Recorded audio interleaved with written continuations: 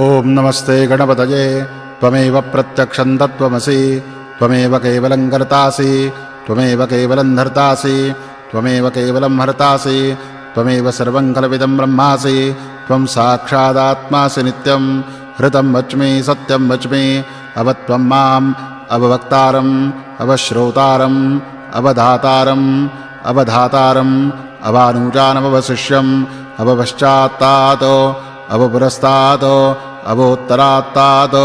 अवदक्षिणात्तातो अवचोर्ध्वात्तातो अवाधरात्तातो सर्वतो मां पाहि पाहि समन्तातो त्वं वाङ्मयस्त्वं जन्मयः त्वमानन्दवस्त्वं ब्रह्ममयः त्वं सच्चिदानन्दाद्वितीयोऽसि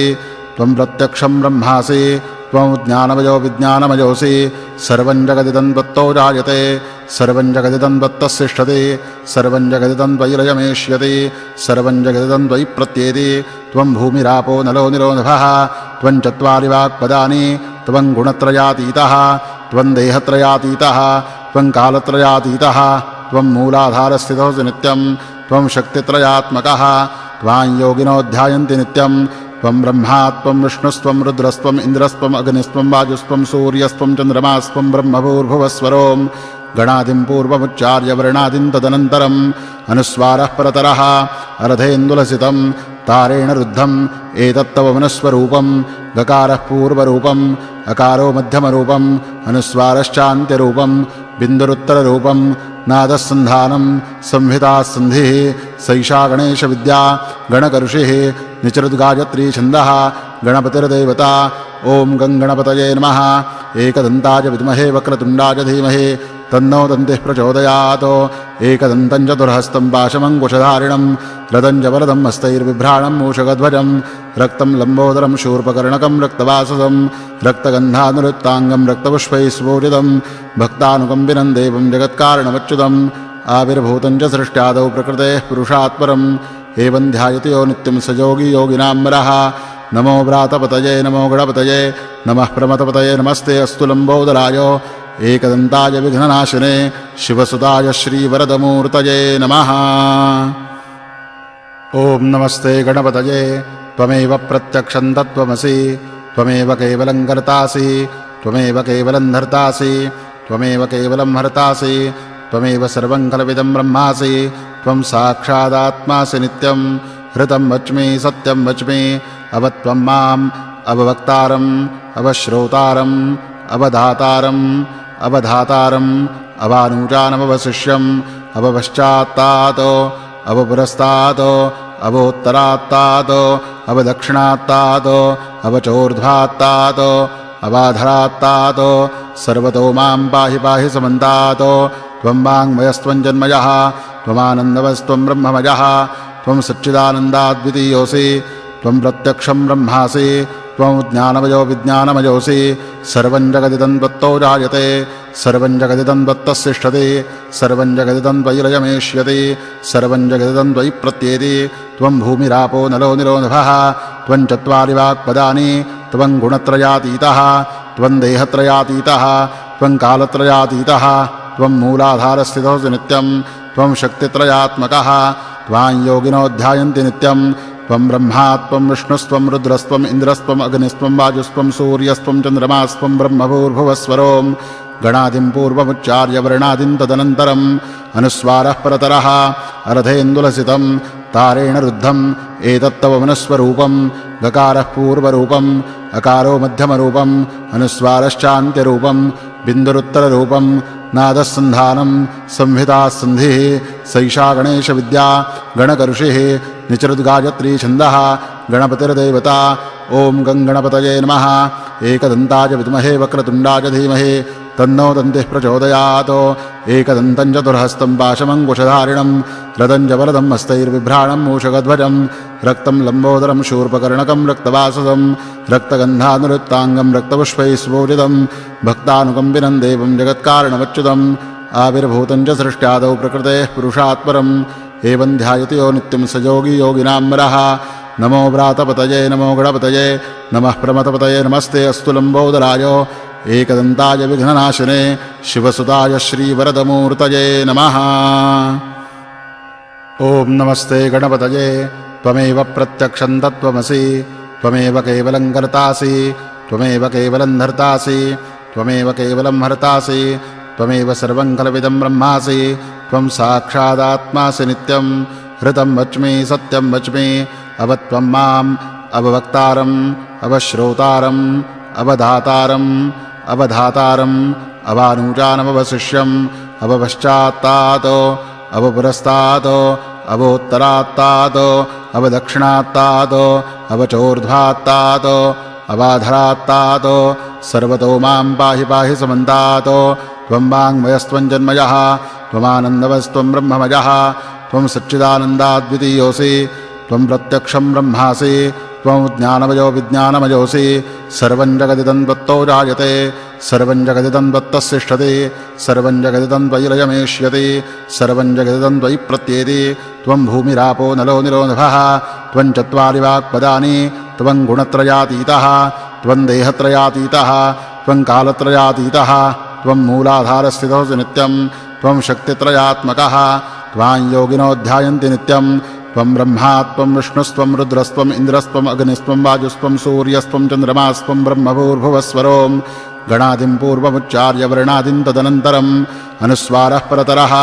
अर्धेन्दुलसितं तारेण रुद्धम् एतत्तव मनस्वरूपं गकारः पूर्वरूपम् अकारो मध्यमरूपम् अनुस्वारश्चान्त्यरूपं बिन्दुरुत्तररूपं नादस्सन्धानं संहितासन्धिः सैषा गणेशविद्या गणकऋषिः निचरुद्गायत्री छन्दः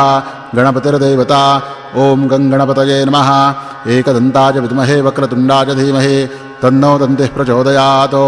एकदन्तं चतुर्हस्तं पाशमङ्कुशधारिणं रदञ्जवरदं हस्तैर्बिभ्राणं मूषकध्वजं रक्तं लम्बोदरं शूर्पकर्णकं रक्तवाससं रक्तगन्धानुरुक्ताङ्गं रक्तपुष्पैः स्फूरितं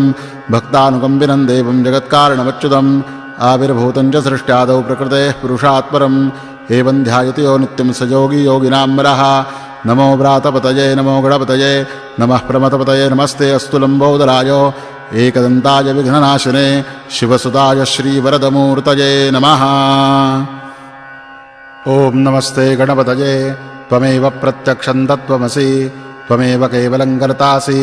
त्वमेव केवलं धर्तासि त्वमेव केवलं हर्तासि त्वमेव सर्वं खलविदं ब्रह्मासि त्वं साक्षादात्मासि नित्यं हृतं वच्मि सत्यं वच्मि अवत्वं माम् अववक्तारम् अवश्रोतारम् अवधातारम् अवधातारम् अवानुजानमवशिष्यम् अवपश्चात्तात् अवपुरस्तात् अवोत्तरात्तात् अवदक्षिणात्तात् अवचोर्ध्वात्तात् अवाधरात्तात् सर्वतो मां पाहि पाहि समन्तात् त्वं वाङ्मयस्त्वं जन्मयः त्वमानन्दवस्त्वं ब्रह्ममयः त्वं सच्चिदानन्दाद्वितीयोऽसि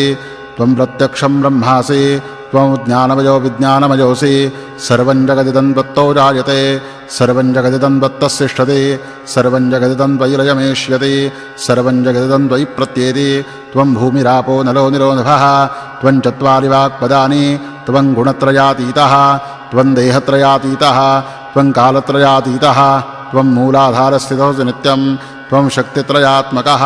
त्वां योगिनो ध्यायन्ति नित्यं त्वं ब्रह्मा त्वं विष्णुस्त्वं रुद्रस्त्वं इन्द्रस्त्वं अग्निस्त्वं वायुस्त्वं सूर्यस्त्वं चन्द्रमास्त्वं ब्रह्मभूर्भुवस्वरों गणादिं पूर्वमुच्चार्य वर्णादिं तदनन्तरम् अनुस्वारः परतरः अर्धेन्दुलसितं तारेण रुद्धम् एतत्तव मनस्वरूपं गकारः पूर्वरूपम् अकारो मध्यमरूपम् अनुस्वारश्चान्त्यरूपं बिन्दुरुत्तररूपं नादस्सन्धानं संहितासन्धिः सैषा गणेशविद्या गणकऋषिः निचरुद्गायत्री छन्दः गणपतिर्देवता ॐ गङ्गणपतये नमः एकदन्ताय विद्महे वक्रतुण्डाय धीमहि तन्नो दन्तिः प्रचोदयात् एकदन्तं चतुर्हस्तं पाशमङ्कुशधारिणं रदञ्जवरदं हस्तैर्बिभ्राणं मूषकध्वजं रक्तं लम्बोदरं शूर्पकर्णकं रक्तवाससं रक्तगन्धानुरुक्ताङ्गं रक्तपुष्पैः स्फूरितं भक्तानुकम्पिनं देवं जगत्कारणमच्युतम् आविर्भूतं च सृष्ट्यादौ प्रकृतेः पुरुषात् परम् एवं ध्यायति यो नित्यं स योगी योगिनां वरः नमो व्रातपतये नमो गणपतये नमः प्रमथपतये नमस्ते अस्तु लम्बोदराय एकदन्ताय विघ्ननाशिने शिवसुताय श्रीवरदमूर्तये नमः। ॐ नमस्ते गणपतये त्वमेव प्रत्यक्षं तत्त्वमसि त्वमेव केवलं कर्तासि त्वमेव केवलं धर्तासि त्वमेव केवलं हर्तासि त्वमेव सर्वं कल्पितं ब्रह्मासि त्वं साक्षादात्मासि नित्यं हृतं वच्मि सत्यं वच्मि अवत्वं माम् अववक्तारम् अवश्रोतारम् अवधातारम् अवधातारम् अवानुजानमवशिष्यम् अवपश्चात्तात् अवपुरस्तात् अवोत्तरात्तात् अवदक्षिणात्तात् अवचोर्ध्वात्तात् अवाधरात्तात् सर्वतो मां पाहि पाहि समन्तात् त्वं वाङ्मयस्त्वं जन्मयः त्वमानन्दमस्त्वं ब्रह्ममयः त्वं सच्चिदानन्दाद्वितीयोऽसि त्वं प्रत्यक्षं ब्रह्मासि त्वं ज्ञानमयो विज्ञानमयोऽसि सर्वं जगदिदं त्वत्तो जायते सर्वं जगदिदं त्वत्तस्तिष्ठति सर्वं जगदिदं त्वयि लयमेष्यति सर्वं जगदिदं त्वयि प्रत्येति त्वं भूमिरापो नलो निरो नभः त्वं चत्वारि वाक्पदानि त्वं गुणत्रयातीतः त्वं देहत्रयातीतः त्वं कालत्रयातीतः त्वं मूलाधारस्थितोऽसि नित्यं त्वं शक्तित्रयात्मकः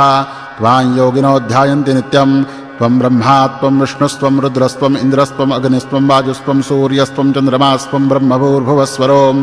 गणादिं पूर्वमुच्चार्य वर्णादिं तदनन्तरम् अनुस्वारः परतरः अर्धेन्दुलसितं तारेण रुद्धम् एतत्तव मनस्वरूपं गकारः पूर्वरूपम् अकारो मध्यमरूपम् अनुस्वारश्चान्त्यरूपं बिन्दुरुत्तररूपं नादस्सन्धानं संहितासन्धिः सैषा गणेशविद्या गणकऋषिः निचरुद्गायत्री छन्दः गणपतिर्देवता ॐ गङ्गणपतये नमः एकदन्ताय विद्महे वक्रतुण्डाय धीमहि तन्नो दन्तिः प्रचोदयात् एकदन्तं चतुर्हस्तं पाशमङ्कुशधारिणं रदं च वरदं हस्तैर्बिभ्राणं मूषकध्वजं रक्तं लम्बोदरं शूर्पकर्णकं रक्तवाससं रक्तगन्धानुरुक्ताङ्गं रक्तपुष्पैः स्वोजितं भक्तानुकम्पिनं देवं जगत्कारणमच्युतम् आविर्भूतं च सृष्ट्यादौ प्रकृतेः पुरुषात् परम् एवं ध्यायति यो नित्यं स योगी योगिनां वरः नमो व्रातपतये नमो गणपतये नमः प्रमथपतये नमस्ते अस्तु लम्बोदराय एकदन्ताय विघ्ननाशिने शिवसुताय श्रीवरदमूर्तये नमः। ॐ नमस्ते गणपतये त्वमेव प्रत्यक्षं तत्त्वमसि त्वमेव केवलं कर्तासि त्वमेव केवलं धर्तासि त्वमेव केवलं हर्तासि त्वमेव सर्वं कल्पितं ब्रह्मासि त्वं साक्षादात्मासि नित्यं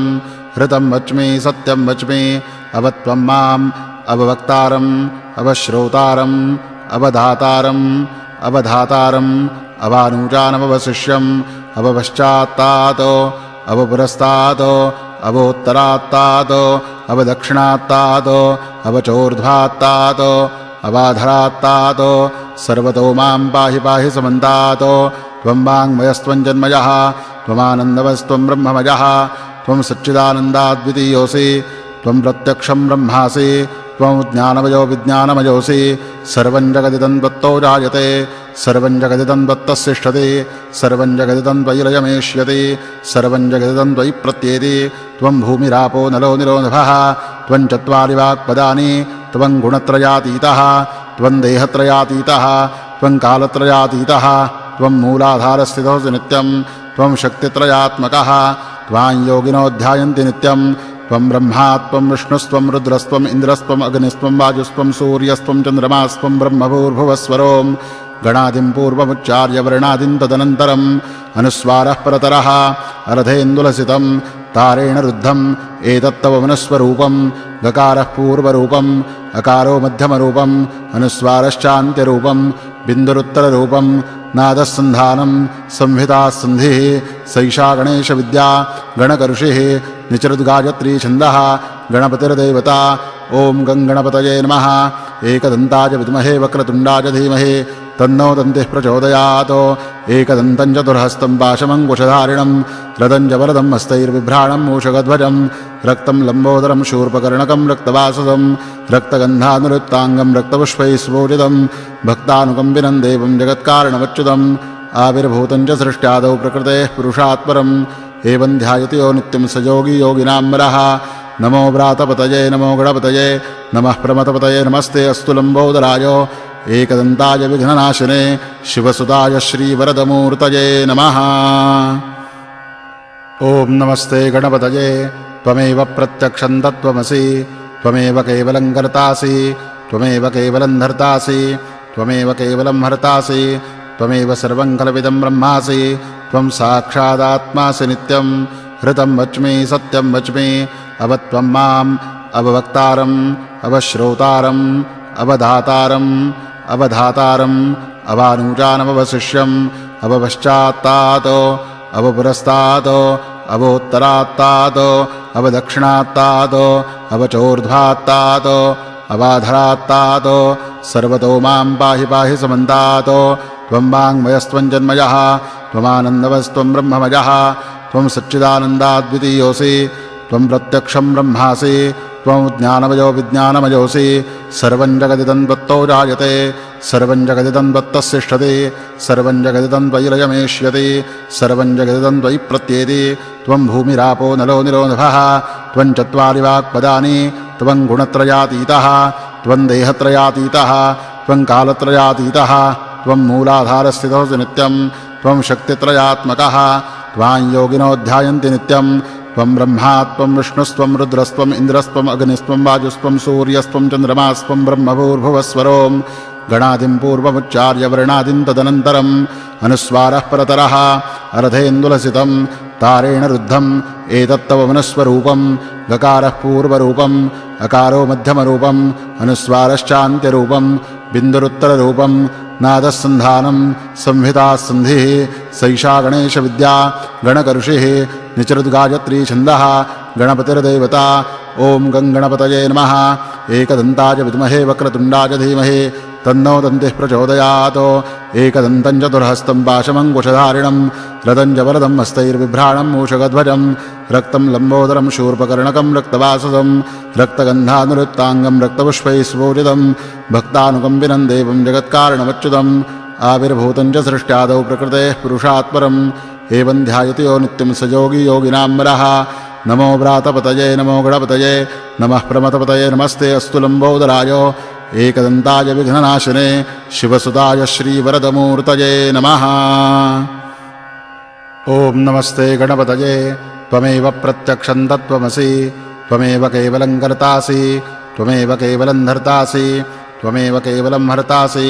त्वमेव सर्वं खलविदं ब्रह्मासि त्वं साक्षादात्मासि नित्यं हृतं वच्मि सत्यं वच्मि अव त्वं माम् अववक्तारम् अवश्रोतारम् अवधातारम् अवधातारम् अवानुजानमवशिष्यम् अवपश्चात्तात् अवपुरस्तात् अवोत्तरात्तात् अवदक्षिणात्तात् अवचोर्ध्वात्तात् अवाधरात्तात् सर्वतो मां पाहि पाहि समन्तात् त्वं वाङ्मयस्त्वं जन्मयः त्वमानन्दवस्त्वं ब्रह्ममयः त्वं सच्चिदानन्दाद्वितीयोऽसि त्वं प्रत्यक्षं ब्रह्मासि त्वं ज्ञानमयो विज्ञानमयोऽसि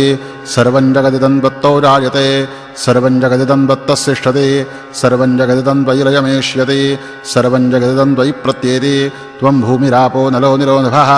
त्वं चत्वारि वाक्पदानि त्वं गुणत्रयातीतः त्वं देहत्रयातीतः त्वं कालत्रयातीतः त्वं मूलाधारस्थितोऽसि नित्यं त्वं शक्तित्रयात्मकः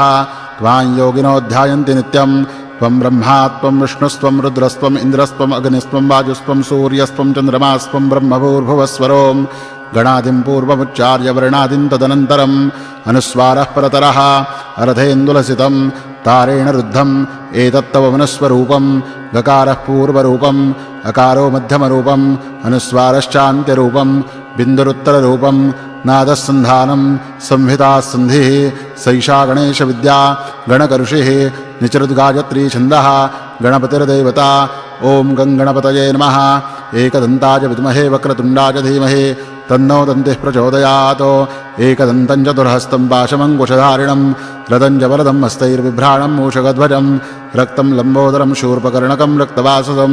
रक्तगन्धानुरुक्ताङ्गं रक्तपुष्पैः सुपूजितं भक्तानुकम्पिनं देवं जगत्कारणमच्युतम् आविर्भूतं च सृष्ट्यादौ प्रकृतेः पुरुषात् परम् एवं ध्यायति यो नित्यं स योगी योगिनां वरः नमो व्रातपतये नमो गणपतये नमः प्रमथपतये नमस्ते अस्तु लम्बोदराय एकदन्ताय विघ्ननाशिने शिवसुताय श्रीवरदमूर्तये नमः। ॐ नमस्ते गणपतये त्वमेव प्रत्यक्षं तत्त्वमसि त्वमेव केवलं कर्तासि त्वमेव केवलं धर्तासि त्वमेव केवलं हर्तासि त्वमेव सर्वं कल्पितं ब्रह्मासि त्वं साक्षादात्मासि नित्यं हृतं वच्मि सत्यं वच्मि अवत्वं माम् अववक्तारम् अवश्रोतारम् अवधातारम् अवधातारम् अवानुजानमवशिष्यम् अवपश्चात्तातो अवपुरस्तातो अवोत्तरात्तातो अवदक्षिणात्तातो अवचोर्ध्वात्तातो अवाधरात्तातो सर्वतो मां पाहि पाहि समन्तातो त्वं वाङ्मयस्त्वं जन्मयः त्वमानन्दवस्त्वं ब्रह्ममयः त्वं सच्चिदानन्दाद्वितीयोऽसि त्वं प्रत्यक्षं ब्रह्मासि त्वं ज्ञानमयो विज्ञानमयोऽसि सर्वं जगदिदं त्वत्तो जायते सर्वं जगदिदं त्वत्तस्तिष्ठति सर्वं जगदिदं त्वयि लयमेष्यति सर्वं जगदिदं त्वयि प्रत्येति त्वं भूमिरापो नलो निरोधः त्वं चत्वारि वाक्पदानि त्वं गुणत्रयातीतः त्वं देहत्रयातीतः त्वं कालत्रयातीतः त्वं मूलाधारस्थितोऽसि नित्यं त्वं शक्तित्रयात्मकः त्वां योगिनो ध्यायन्ति नित्यं त्वं ब्रह्मा त्वं विष्णुस्त्वं रुद्रस्त्वम् इन्द्रस्त्वम् अग्निस्त्वं वायुस्त्वं सूर्यस्त्वं चन्द्रमास्त्वं ब्रह्मभूर्भुवस्वरों गणादिं पूर्वमुच्चार्य वर्णादिं तदनन्तरम् अनुस्वारः परतरः अर्धेन्दुलसितं तारेण रुद्धम् एतत्तव मनस्वरूपं गकारः पूर्वरूपम् अकारो मध्यमरूपम् अनुस्वारश्चान्त्यरूपं बिन्दुरुत्तररूपं नादस्सन्धानं संहितासन्धिः सैषा गणेशविद्या गणकऋषिः निचरुद्गायत्री छन्दः गणपतिर्देवता ॐ गङ्गणपतये नमः एकदन्ताय विद्महे वक्रतुण्डाय धीमहि तन्नो दन्तिः प्रचोदयात् एकदन्तं चतुर्हस्तं पाशमङ्कुशधारिणं रदं च वरदं हस्तैर्बिभ्राणं मूषकध्वजं रक्तं लम्बोदरं शूर्पकर्णकं रक्तवाससं रक्तगन्धानुरुक्ताङ्गं रक्तपुष्पैः सुपूजितं भक्तानुकम्पिनं देवं जगत्कारणमच्युतम् आविर्भूतं च सृष्ट्यादौ प्रकृतेः पुरुषात् परम् एवं ध्यायति यो नित्यं स योगी योगिनां वरः नमो व्रातपतये नमो गणपतये नमः प्रमथपतये नमस्ते अस्तु लम्बोदराय एकदन्ताय विघ्ननाशिने शिवसुताय श्रीवरदमूर्तये नमः।